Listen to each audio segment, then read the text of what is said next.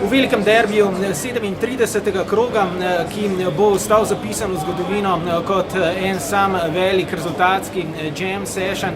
Torej, v Premier Ligi končno rezultat, ki ga je večina pravzaprav pričakovala, pa čeprav je gostujoči Liverpool začel bolj napadalno ali drugače. Chelsea je svojega nevarnega nasprotnika čakal kopan pred svojimi vrati. No, končno po 2-3 poskusih ali pa vsaj sledeh teh pa je Chelsea le prišel v vodstvo. Z glavo je po lepem predložku Mosesa zadel Giroud.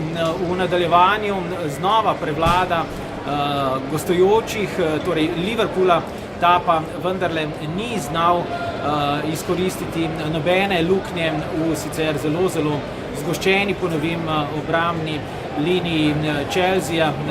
Liverpool je deloval nekoliko utrujeno oziroma počasneje, kot smo ga vajeni v zadnjih tednih, tako da je Chelsea na koncu kljub vsemu zadržal vodstvo in zmago, čeravno ostal še vedno privezan na 5. mesto na premierligaški tabeli. Končna, torej Chelsea 1, Liverpool 0.